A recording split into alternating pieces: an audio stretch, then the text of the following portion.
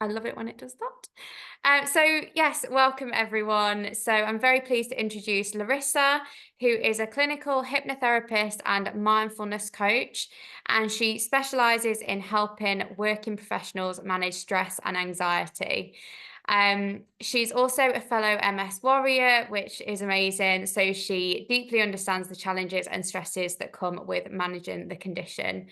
So, today, the event will hopefully help you learn what is stress and how it impacts your body and your MS, how to recognize stress signals and balance your nervous system, how to cultivate a calm mindset and support your healing, how to reduce the likelihood of flare ups, and practical tools and techniques to manage stress. So, Larissa will give a presentation at the beginning, and then afterwards, she will talk you through a guided meditation for healing and restoration as well. So I'm really, really pleased to introduce you. And thank you so much again, Larissa, for doing this event for us. So I will now go into the background and pass on to you.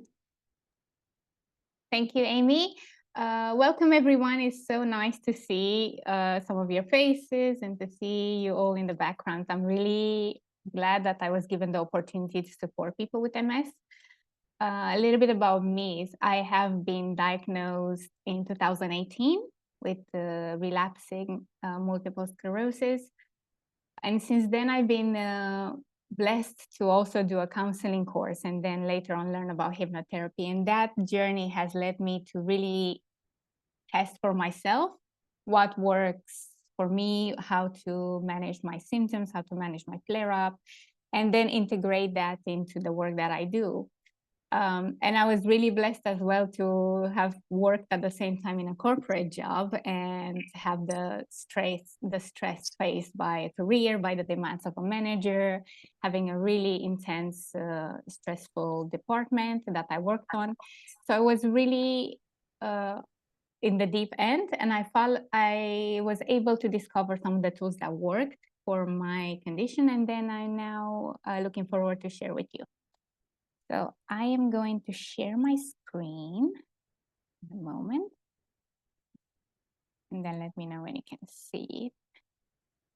Well, it's sharing, loading on my end.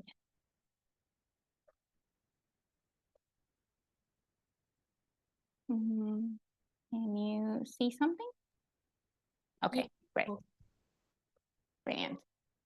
So the purpose of the presentation today is to give you some tools on how to manage stress. And my vision and my aspiration is to help you in the challenges that you have in your day-to-day life. So that means with your families, with the symptoms themselves, but also if you have a job, if you have friendships that are sometimes challenging, and the day-to-day demands that are quite difficult when we also have a chronic illness as well.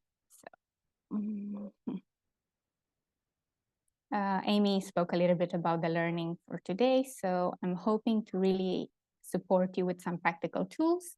And my first step will be to help you recognize, first of all, what is stress and understand what that is. Okay, forget about that. So, what is stress as well? I would love to learn, maybe in the chat, if you can type a few answers. I would love to hear from you. What do you think stress is? Is it a state of mind? Is it something that happens to the body? How do you know you're stressed? What's going on? What does that represent to you? Maybe you can type just an idea that you have in the chat, and let's see if anything comes to mind. It's always interesting to ask this question because often we take stress for granted, but we don't really spend the time to think, well, what is it actually? What's the difference between everything that I'm experiencing? When is it stress? When is it anxiety? Maybe Amy can read some of the answers. Well, Yes, sorry. We've got feeling tense, tension that causes anxiety, heightened anxiety, reacting physically to events and thoughts that maybe don't need that reaction, Also fidgeting with things, Mhm. feeling overwhelmed, less resilient, something which has a negative impact on your life, panicking, body going into fight or flight mode. These are really good. Thank you, everyone. Mhm. Yeah, really good. Thank you. State of worry. That one's just come Yeah. in. Oh, awesome. So, stress is a natural response of our body whenever we're faced with a challenge, whether it's emotional, whether it's physical, whether it's mental. And what happens is our body starts getting to that fight or flight mode, that state of, to some extent, panic or ready to attack, ready to defend itself, or ready to deal with the situation. Whenever we perceive that that situation is threatening or overwhelming in some way. I've highlighted the word perceive because it really depends how our mind sees that situation. So what is stressful for one person can be very different than what is stressful for another.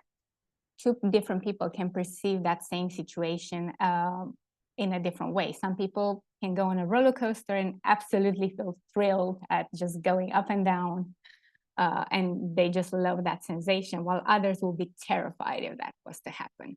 Some people love horror movies, and others will be absolutely stressed at just being in that, stuck in that cinema for an hour, and absolutely terrified with it. So we react in different ways. Now, what happens in the body is that our body releases some hormones, some chemicals that are starting to impact um, every part of our nervous system whenever we enter that fight or flight response as well. So let's go a bit through how stress impacts the body. As I mentioned, it releases the hormonal response. So we have the cortisol that comes in, and that cortisol in short dosage, it's actually quite good. It puts us in that state of being capable to deal with a situation. In our body, our mind will then be really tuned in, really focused. We may find that our pupils dilate in order to, and actually our focus intensify in order to deal with that situation. What happens though when that stress extends for a long period of time? Let's say a job that's really demanding, maybe some redundancies are happening in the company, and then suddenly that's on the mind. I'm going to lose my job, I'm going to get fired. And then every day that stressful response is triggered. Those hormones get released in the body. The body produces adrenaline in order to deal with that situation. But because that situation is constant, it has to constantly produce those hormones. Over time, the release of cortisol and the stress hormones becomes actually toxic for the nervous system, and our immune system is going to increase the inflammation in the body. Now, what we know about MS and inflammation is that already a high level of inflammation is going to affect our brain and that protective layer around the neurons as well. So the increase in inflammation has been found that it will increase our flare-ups, and it will increase sometimes the way our MS responds to things. So we may start experiencing fatigue, we may start experiencing brain fog, pain, tiredness at a level that we can't quite control as well. We will have a physical response in the way our body experiences stress, which means every single organ in our body will start to change and feel different. Our digestion starts to slow down when we're stressed, for example. Our breathing becomes more like shorter. So then we don't take in as much oxygen, and every single organ, as I put in the little picture, will start being affected by stress. There is also a mental impact and emotional impact on this, which means our ability to think through the situation, to really have perspective, will slow down. We suddenly get very focused on that situation, on that threat, and less able to actually see solutions that might be there if we're able to take a step back. And when we have MS as well, what happens is our ability to think can slow down. So we may experience brain fog. We may experience difficulty in connecting thoughts, one from another. In thinking of sentences, you may experience that sensation of walking into the room and you don't know why you're there because your mind is already thinking of something else. A lot of people that are generally healthy will experience this, but with MS, this symptoms intensify. Emotionally, what happens as well is our ability to deal with other challenges can slow us down. So it's almost like we are maxed out on how to deal with that situation as well. So that our emotions may be very reactive. We may feel more emotional than usual. We may feel more crying more easily, more angry more easily, more reactive than we normally would when we're in a state of relaxation as well. So how do you know that you're stressed? What do you notice in your body? Some of the answers were really brilliant when I've asked in the chat earlier is, I know some people have mentioned overwhelmed, heightened anxiety, feeling less resilient, feeling fidgeting. Those are really good. Are you aware of how your body reacts to stress? Different people may experience different things around a stressful situation. And when we have MS, in the same way that our disease affects us differently, we also deal with stress differently. So what happens is we may get very triggered by something that other people with MS will feel completely fine. And they may experience flare-up on one situation that others may experience it in a different way as well. So it's really helpful to start noticing, what does your body tell you? What are the signals that the body uses to communicate that you're stressed?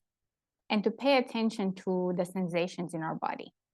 For me, one of the surprising things I've learned is that I would get very, very thirsty when I became stressed. And that happened after I started having multiple sclerosis.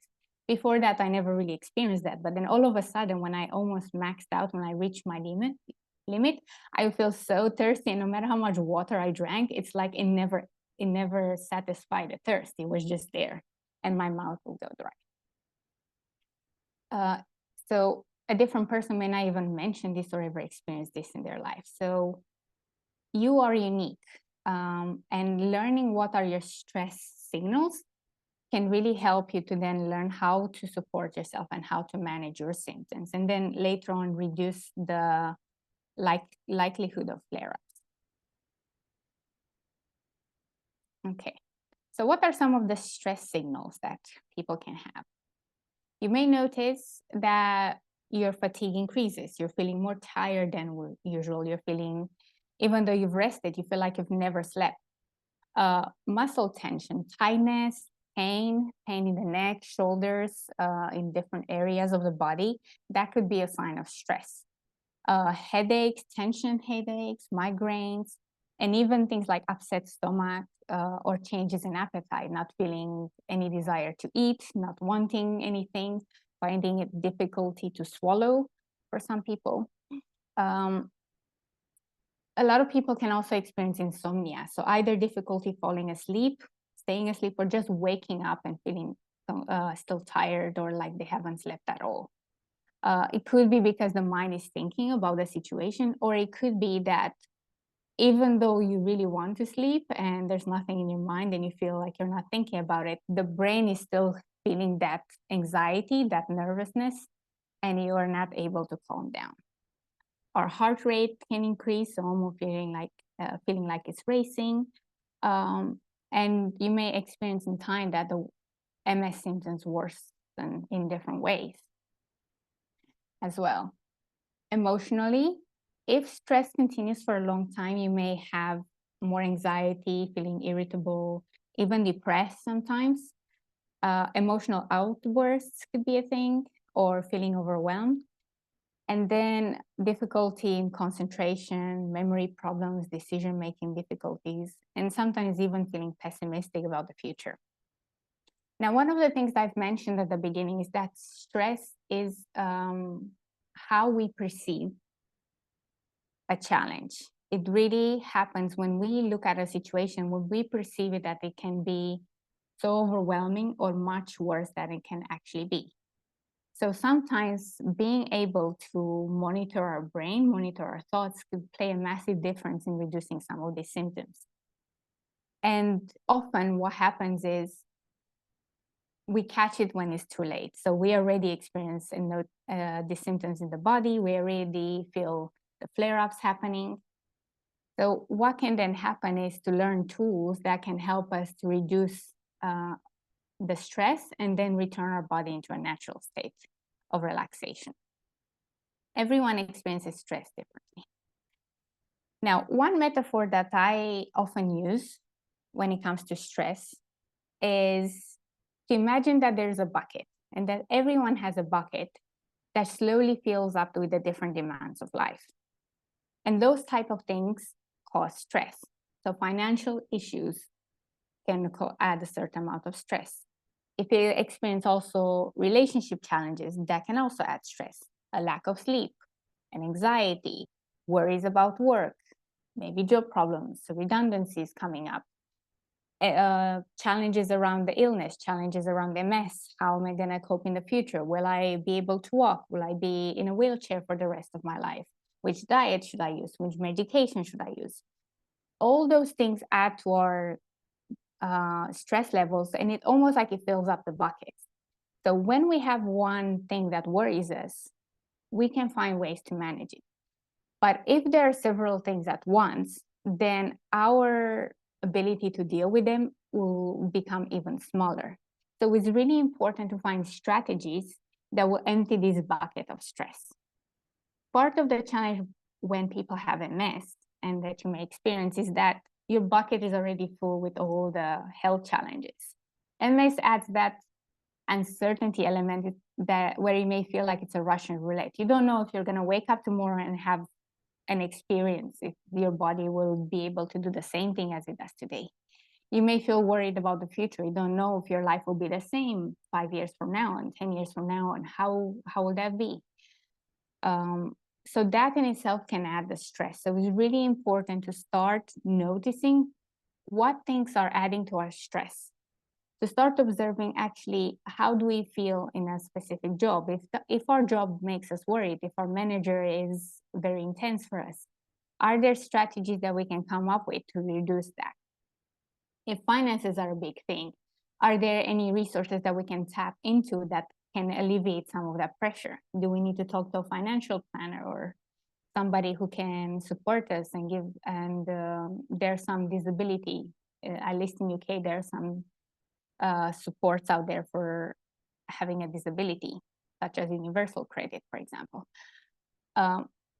If MS in itself is a challenge and if we're battling pain, can we go and talk to a specialist? Are there any tools that they can give us, any exercises, any medicine that can help to alleviate some of this pressure? All of this can help to empty this bucket. But a lot of the times when we experience so many things, it can feel overwhelming, and it's so hard to start thinking, how am I going to deal with all of this? It can feel overwhelming. And I'm sharing this because this is absolutely normal.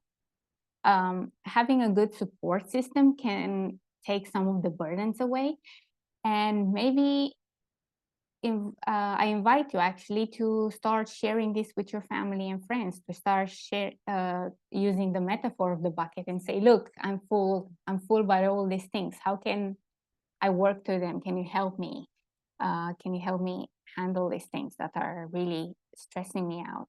Can you help me so that I'll feel better? This can help.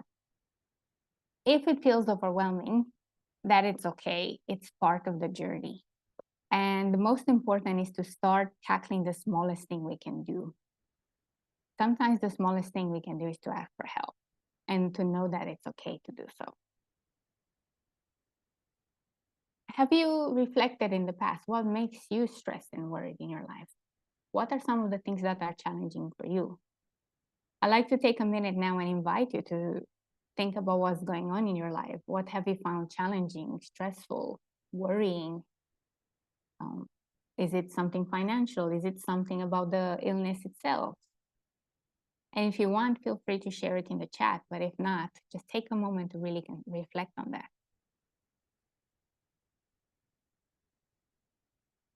And as you do so, just think, how full is your bucket?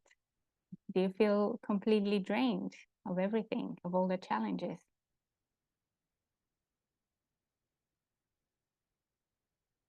Some great answers coming in the chat. Maybe Amy can help me read them. Yeah, some really good answers. So we've got, let me get them up.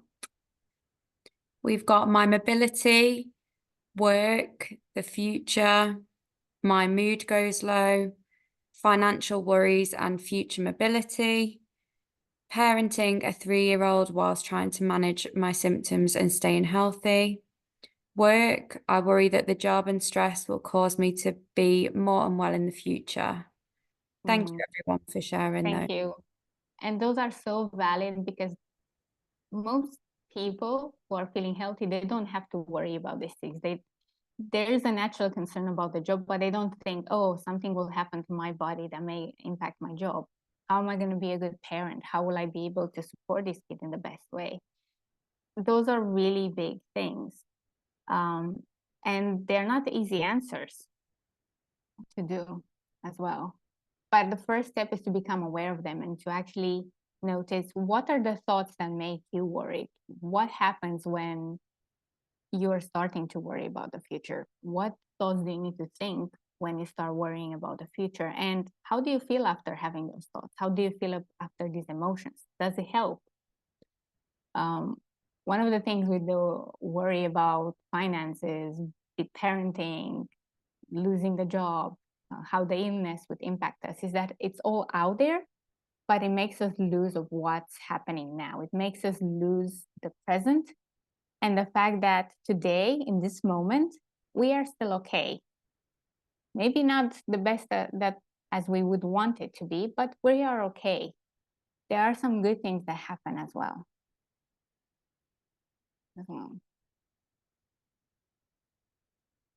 So,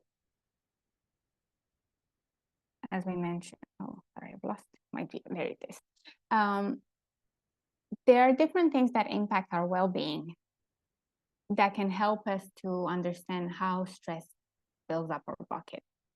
I mentioned some of the stuff, and you guys have given me some really great examples. Now, what is important when we become aware of these things that impact us is to start noticing the thoughts behind them and to start thinking, what is it that I can do right now to support myself in that situation? What is it that I can control right now? Sometimes we can't control much. Sometimes we can just control a tiny choice, which says, I'm going to reach out to a friend. I'm going to go to sleep a bit earlier just to see if I feel better. Sometimes we experiment and try and see how things go. Sometimes we just reach out to a support network and ask for advice, ask for other opinions. And that's all we can do. And that is okay as well. What I wanted to mention as well is some of those worries that happen can be really caused by others and can really impact us. I've heard many stories of people dealing with toxic family members, whether it's a parent that doesn't understand, friends that dismiss the symptoms one way or another, friends that say, oh, you're fine, you don't look sick. You're looking okay. Have you tried taking vitamin D? Have you tried this new diet that I've heard of? That person has tried it. This is fine. Sometimes those things can come from a place of wanting to help, but in our body, we can feel really drained when other people keep reminding us, keep telling us about MS, keep giving advice. So it's really important to monitor that, and if needed, to set boundaries in your relationships with people, and sometimes to choose more peace, to choose to reduce the contact with the people that are making you feel drained as well. At the same time, when it comes to stress, is something I recommend is to pay attention to how the news and social media impacts us. A lot of the times we don't notice that the technology can take so much of our life. And social media can be quite overwhelming, especially if we read things about the war that's happening in Israel and Palestine, or war in Ukraine, or people being rioting in London. it can make us worried. It can add to our worry. But when we already have so much going on, you may find that it's easier to just maybe delegate the task to a friend and say, hey, let me know if there's a war coming up in my country. If there's something I need to know, just let me know. But otherwise, I don't want to know. There's nothing I can do about that situation. Starting to notice what's making you feel frustrated, angry, stressed, or worried can really help you to take more control of what's going on in your life. And you may find that there's so many areas where there's an opportunity to take some control back and to reduce the stress that you're experiencing as well. Let me just. So with all those areas happening, how can you manage stress? I wanted to give an example for some of the clients that I worked with in my position as a clinical hypnotherapist, and how they have found ways to manage their stress in their life as well. So I'm going to give the example of Anne. So one of the clients that I work, Anne, she had multiple sclerosis, and she was at the time of the diagnosis in a job managing over 100 people. It was a very stressful job, and her body has started acting up, has started to give signals, and she will feel very tense whenever she logged on the computer. And through discussing about the stresses in her life and through encouraging her to explore, what she noticed was from the moment she walked into the office, she walked at work, or she logged into her email, she already started feeling tired and fatigued and even drained after a Zoom meeting. And her concentration would go down throughout the day. Additionally, because she was feeling so drained, she was snacking a lot more, eating a lot more chocolate whenever she was stressed, which impacted her body more and increased the likelihood of flare-ups. So she wasn't feeling very great, even though she was taking the medication. So one of the things that I've encouraged her through us working together was look at the areas that cause her stress. And when she identified that work was a big one, we looked at ways in which you could still maintain her job, but also find strategies to create some relaxation throughout her day. So one of the things she's done was implement meditation and eat healthier foods. So she still wanted to snack. She still wanted that option there, but she chose healthier snacks, something that wasn't as sugary, because sugar sometimes increases inflammation, and a lot of people mention that it can increase the MS symptoms. When she started implementing meditation, it wasn't possible for her to meditate 30 minutes in the morning, at lunchtime, the evening. This is somebody who's very busy at work. So one of the things that I recommend is find tiny breaks that you can do in your day-to-day job. If you find that your work is stressful, is there a way in which you can find 1 minute in your day-to-day where you can just pause and really take some deep breaths in?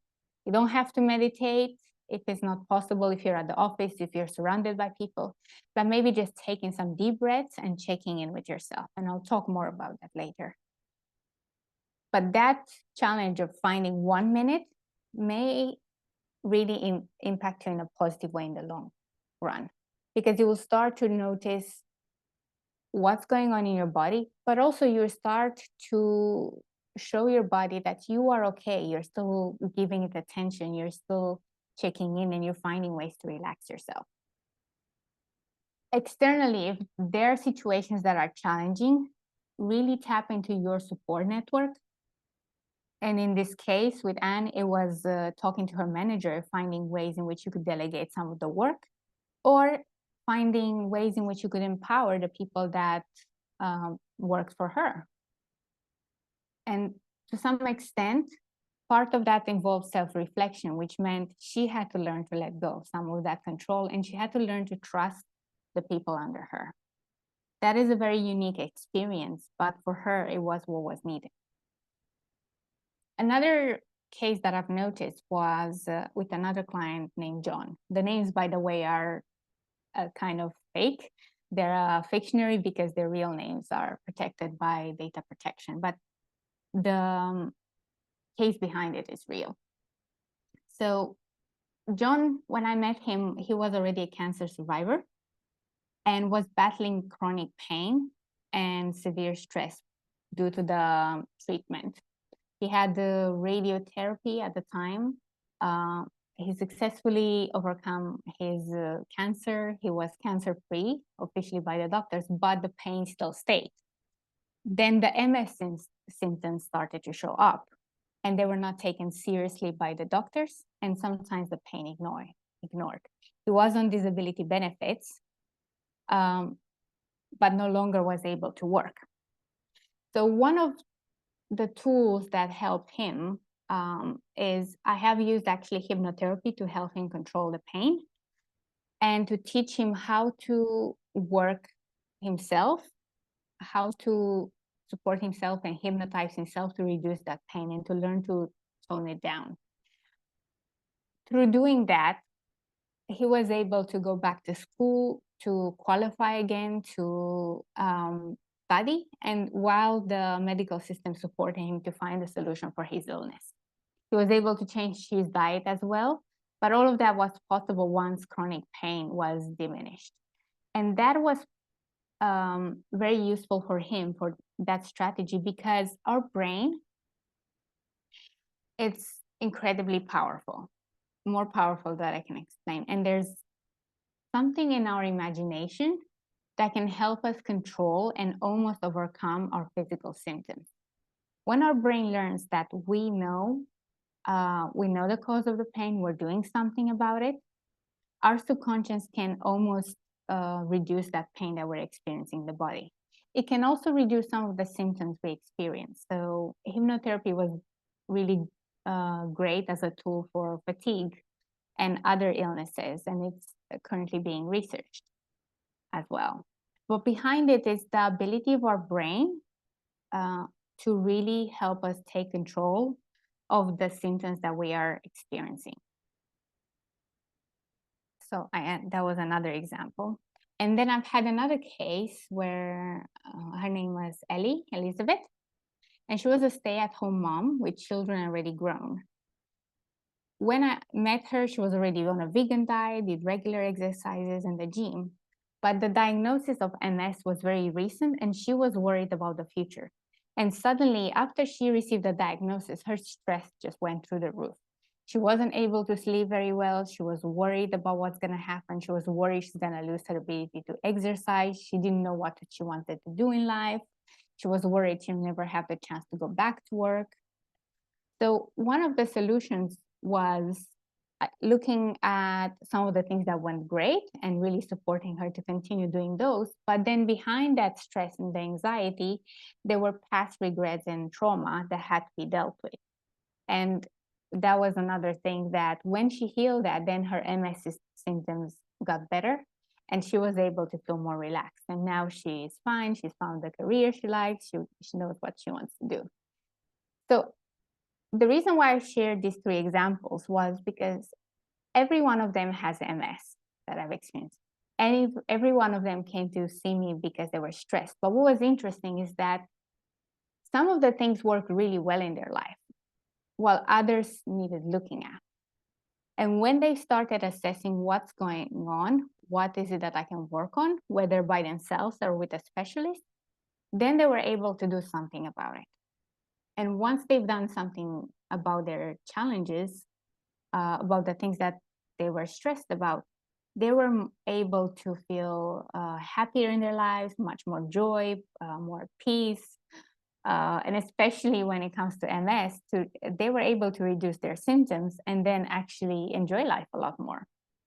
So this exercise of noticing what's going on, being able to do something about it, it's really beneficial in the long run. And even though it feels tedious and it's something that we want to postpone for tomorrow, it's really beneficial to allocate time in our day-to-day life to really notice what's going on when it comes to stress and what can we do about it.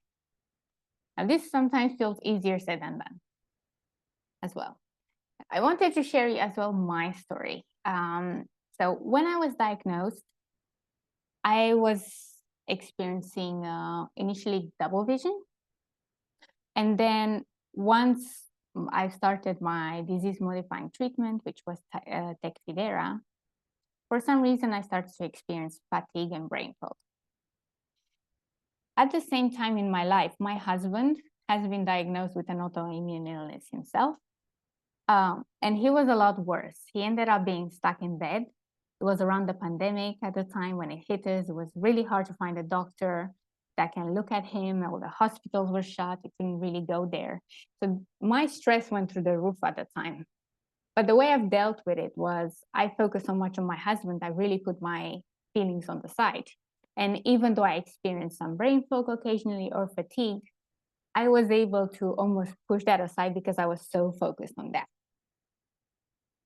At the same time, around my stress, because I was the only sole provider of the family, I was worried about losing my corporate job.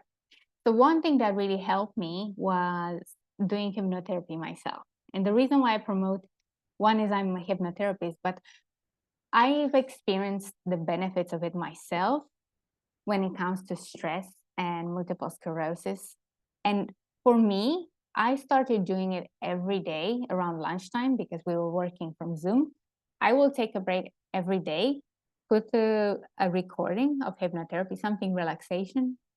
And this can sound like a guided meditation as well. But I've started listening to that and just disconnecting from everything that was happening. Those 30 minutes have helped me to feel normal again and to manage that situation. And then in time, I started to reduce my fatigue, and I know I was able to focus again. That tiredness that I was feeling in the body was gone after those 30 minutes. And I felt really rejuvenated, almost like I had about a full night's sleep, even though it was just 30 minutes. And that was the solution that happened to work for me because at the time I was studying hypnotherapy and I just thought I'll try it. I would have never thought of that otherwise. So now I really want to share about it because it's worth to have it as a tool and it's worth trying it. And for me, it helped me. But everybody is unique and everybody is different. So it's really important that you find the solution that works for you or you work with somebody that can help you as well. So let's look at some practical tools and tips that can help you to manage the stress in your life and hopefully reduce the flare-ups you have. Okay. So one of the things I mentioned is cultivate self-awareness. Now, what is self-awareness? Self-awareness is the ability to take a step back from the situation and to be able to observe ourselves in the moment. It's sort of like closing your eyes and noticing what's going on in my body. What am I experiencing? What's happening here? This at first can feel really challenging. What I've experienced growing up is I never really paid attention to my body. It was something that was almost forgotten. Nobody taught me how to talk about my feelings, how to recognize my feelings. If anything, I took a lot of pride in repressing any emotions I had and really pushing through the hardship. So for me, this exercise was very difficult.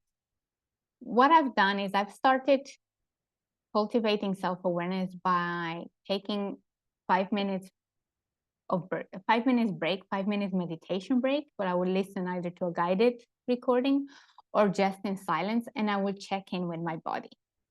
And at first, I didn't really know what was going on. So how I've done is I found, I've actually Googled a list of feelings and needs, and I found a little list that sort of listed different emotions. And I started with that list next to me, and I would take those 5 minutes and just observe, what am I experiencing? And then I've noticed a feeling and I didn't quite know what it is. So I would look at the list and say, oh, this is frustration. I am frustrated. Or I would look at the list again and I'll notice feeling a bit, I don't know, a bit hungry, a bit sad. Some of the emotions feel very obvious, but there are some emotions that we're not really paying attention to, and some needs that we're not aware. Things like feeling lonely, wanting connection, things like wanting to go out somewhere, wanting to eat something healthy. What I've discovered is sometimes my body will give some signals and it will tell me I want one thing, but actually underneath that there was a different need. So when I started to meditate in these 5 minutes, I've noticed, oh, I'm feeling hungry, but underneath that, actually it was boredom. Or I'm feeling hungry, but underneath that, it was actually a need to go for a walk. And when I went for a walk and discovered that just going for a walk 30 minutes, it made me feel better, because what was needed in that moment in my body is to take a break from the screen. So this exercise of take 5 minutes in the morning, if you can do more, that's great, but I really recommend you start very small. Take 5 minutes and notice what's going on in your body.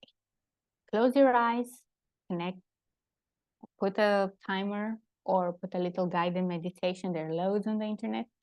And just notice what's going on in the body. And a good place to start, which we can test a little bit later, is to start doing a body scan, which means start with your head and then go down throughout your body. So notice what's going on in your head, notice any thoughts, and notice in your eyes, notice your nose, observe your mouth, observe any sensations in your whole head, and then going down on your neck, your shoulders, your back, and so on until we get to the bottom. Just doing that scan can really help you first see any physical symptoms that you're experiencing and become aware of the stress, and then any emotions that are also experienced in the body. So that is something I really recommend as a starting point as well. With that comes understand your body, your feelings, and your needs. The exercise that I gave with just downloading a list and actually learning the name of what our feelings, what our needs, what our body sensations, it can really prompt us to start recognizing more in our body. When I started this exercise of checking in with myself, I would notice one thing.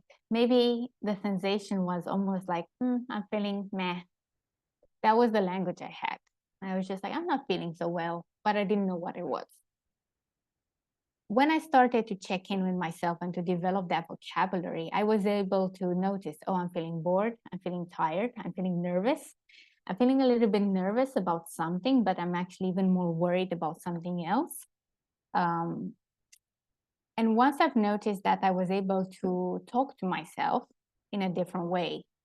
One is to acknowledge what was already there instead of suppressing it and pushing it away. Once I've acknowledged it, it almost opened the place for empathy. It opened the space to give my body the respect that it needed and to honor what was going on. And it helped me to understand my emotions in a different way, and also what is causing me flare-ups. I was able to start noticing, without even taking time to check in, I was able to start noticing when I eat something like sugar, I'm feeling tired straight away. When I had a cup of hot chocolate, I actually started feeling tired. And I lost all my energy immediately. When I ate something like meat, it made me feel great. But all of this was possible because I started to really pay attention to my body and then to develop the vocabulary around it. Okay, so that's the second tip. And then the third one is we looked a lot at the stress bucket and what's going on, what challenges are happening in our day-to-day life. When it comes to stress, stress is always going to happen. So it's really important to create strategies that can prevent situations in our life. So when we're feeling great, when we have days when our brain is thinking clearly, this is a good time to reflect on the future in a positive way and how can we tackle some of the challenges that we see coming. One good way to create a strategy that prevents is to do regular meditation or regular set a regular time for yourself. One, to check in with your body, and two, to integrate some things that can help with stress reduction. Some of these strategies can be eating healthier. healthy eating can really reduce our flare-ups. There's lots of books around nutrition when it comes to MS, and there's some general consensus that if we eat junk food, it's not going to help us feel good. So if we start eating healthier, our body might naturally feel better. Exercise is another thing that my doctor always recommends I should do more of, and something that we can often skip. Again, setting time to support our body and exercise more, going for walks, do the things that we can do, can help us a lot. Our strategies can look differently depending on what's going on, what symptoms we're experiencing with MS. This summer, I've really had the chance to enjoy the heat because I was given the chance to move back and live with my family in Romania. I normally live in UK. So I thought I will have a great summer. What I didn't do is anticipate that Romanian summer is very hot compared to UK. So when I moved here in the end of May, beginning of June, I really encountered the heat, and I've experienced that. If I thought a little bit about heat, and if I spent some time in advance to think, oh, how can I support myself? Heat is not great for MS. I would have probably been able to already plan for some cooling sheets, for a vest, and to discuss with other people and ask for some opinions. How do they deal with the upcoming heat? Unfortunately, I didn't do that. So then I did suffer with some brain fog and fatigue due to the heat that was in my city. And I had to discover later on strategies that will help me. And that's okay. It's a learning. It's a continuous process of learning. But now I know next time, and should I go to a hot country, now I know what to do. It doesn't mean it won't happen and it won't impact me 100%, but I'm a lot more prepared for that. So finding ways to support your body, it's a really great tip that I can recommend as well. And what I wanted to do as well is to give an example of meditation for feeling relaxed and to help you to restore your body after the stress. But before I do that, I would like to take any questions that you have so that you can have the opportunity to answer. So I'm going to close the presentation. Your screen is yours. This is it. You got a microphone. Fire it away. Hit me. There is a question in the chat, Larissa. So someone has said, not many people know I have MS. Do you have advice for how to put boundaries in place when you're feeling stressed to people who don't know? That's a great question as well. I would say it depends on the context and the relationship that you have with people as well, and how comfortable you feel in sharing. It's quite hard to say, oh, just say, like, if they invite you for a party, just say no. It's not as simple. What I would say is, I would start by recognizing what is challenging for you when it comes to boundaries in that relationship. And I like to really think of each relationship individually, because our parents are different, our moms are different, the relationship with parents is different than with our husband, and our aunts and uncles are very different, and friends are also, there's a different dynamic. And some people, we really don't want to share that we have MS. I would say the first thing that is really important to honor is you don't owe anybody an explanation. You don't have to tell them what's going on. But what you could say is, I'm not feeling very good today, so I won't go out. And maybe give whatever detail makes you feel comfortable. If it makes you feel uncomfortable to share anything or to say no, I would say that is almost an exercise of self-exploration in terms of the relationship that you have and why is it uncomfortable? What's challenging about that? And it's really unique. One of the things that I found, I'll give the example in my relationships, which have been very different, is there were some people that I wasn't comfortable to share because in my culture, people are very gossipy. And the moment I say something about myself, everybody else finds out. The neighbors find out. I swear the news will find out. Everybody feels like it find out. People just don't keep a secret. They just talk, and they'll talk behind my back. And I was not comfortable to say that I have MS. However, what I've started doing is reducing contact with people that made me feel drained.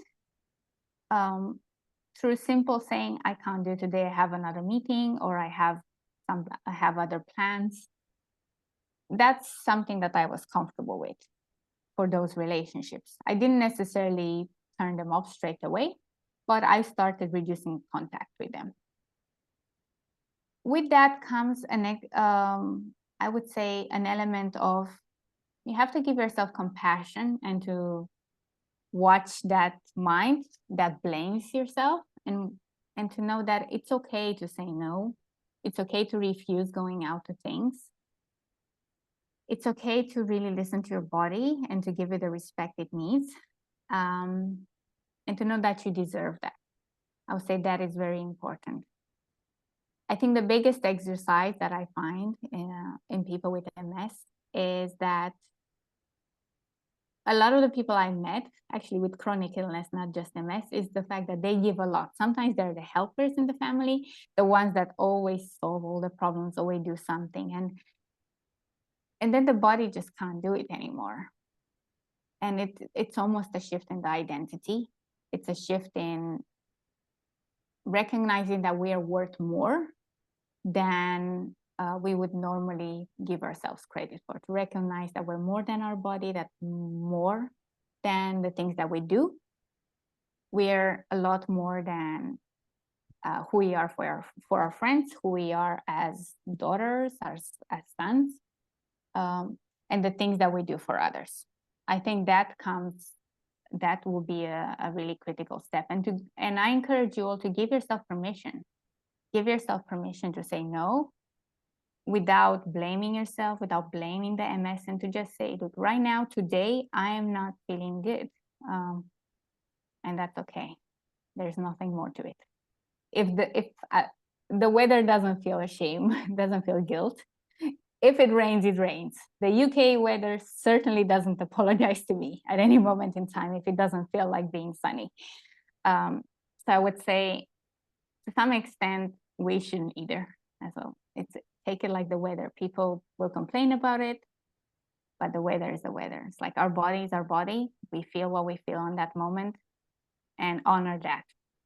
And find strategies that can help. There will be some relationships that are so important for you that you may find alternative ways, creative ways in which you will still maintain that friendship, even though you can't attend a specific event, or you can't attend a family dinner, or some adjustments need to be made.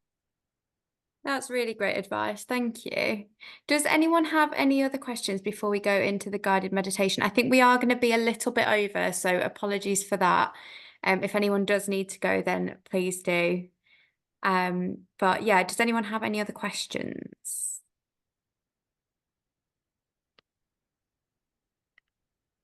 It doesn't look like it, Larisa. I think you've shared some really great insights. Thank you.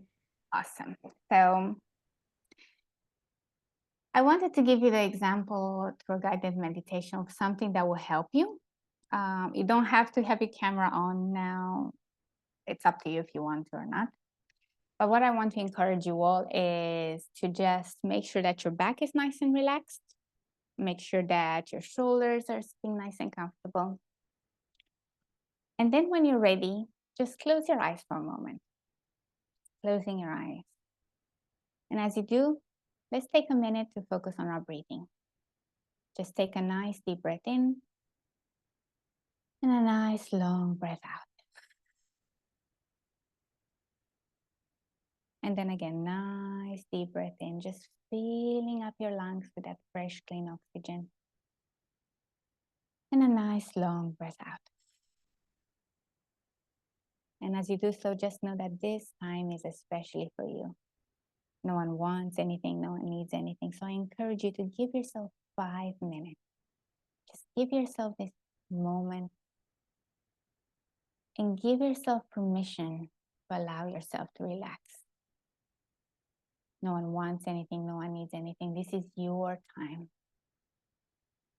So just know that this is all for you. And as you focus on that breathing, you notice the flow of the oxygen coming in. Start to notice the sensations in your head, the muscles around the forehead, the eyes, the nose, the mouth. Notice what's present there. You don't have to label it, you don't have to say anything, just notice whether there's any tension, whether there's something there that you may not have picked up before. And as you observe these sensations in your head, see if you can invite a sense of ease into your body without forcing it, without needing to be in a certain way. Just imagine that this breathing, this moment, is taking in that fresh oxygen, taking it all the way inside, spreading it to every cell in your head, washing it away from all the tension, all the worries, all the stress. And then continue to shift your attention to the neck and shoulders. Noticing if there's any tension, any discomfort.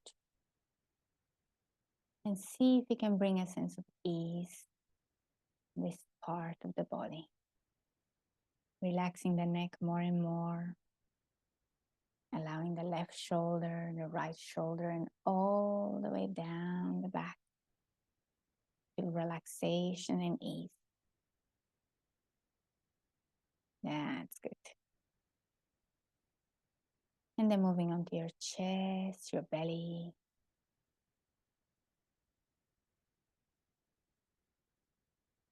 Noticing anything that's present.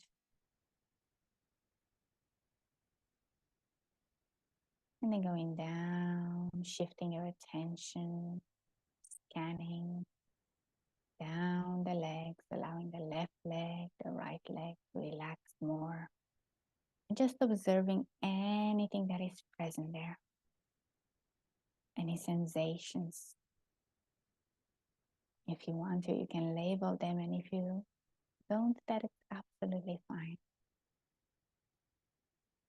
And then your feet, your toes, see if you can bring a sense of relaxation, see if you can make them more grounded. And you may now be able to shift that attention all the way from the tip of your toes back to the head. And allow it to travel up and down, noticing anything that's present, any emotions. That's all good. And just continue to focus on your breathing just a few more minutes. And as you do so, invite relaxation in every part of your body. Starting with the top of your head, back to your neck, relaxing. Your shoulder, all along the back. Down your body, down your upper body, all the way down to your legs, your feet. And then traveling back up as if somebody is doing a nice massage. Releasing any tension that's present, any discomfort, any pain. And you may even want to imagine a little feather traveling along, a gentle feather traveling on every part of your body, in your skin, your forehead, your face, your neck, your shoulders, down your back. Nice, massaging every area. You may even feel a little tickle. And as it's traveling on your body, taking away any discomfort. And you can imagine that sense of unease, any discomfort, any unpleasantness being washed away, being drained away, absorbed by the ground, absorbed by the earth, until your body experiences a sense of ease and relaxation from the top of your head all the way to the tip of your toe, allowing you to feel more present, more focused, more centered. And then when you're ready, slowly open your eyes, returning into the room, and just observe what's present now in your body. Notice if anything has shifted. Notice if anything has changed in how you feel. And then you can slowly open your eyes, come back, returning to the room. Being rejuvenated, aware, alert, and ready to continue the evening. Have a nice dinner if you haven't. Enjoy something nice on TV, getting ready for tomorrow. And that's it. All right. And then do you have any other questions? Anything you want to share?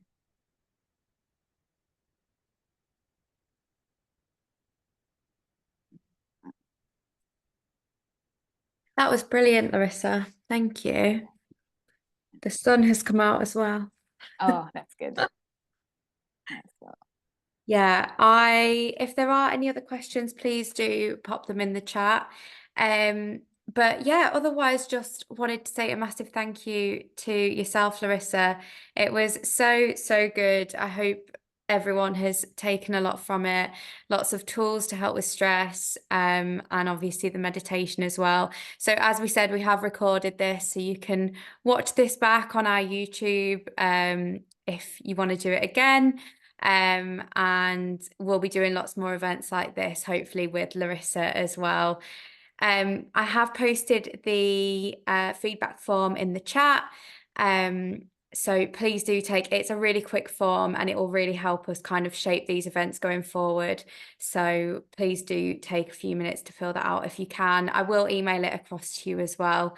But yeah, just a massive thank you, Larissa. It was so good. And I think it's so beneficial as well, the fact that you have MS. Obviously some of the examples that you gave and the advice that you gave was so good. And yeah, really, really appreciate your time. And thank you everyone for giving up your evening. There's loads of love in the chat as well. So yeah, thank you all very, very much and see you all soon.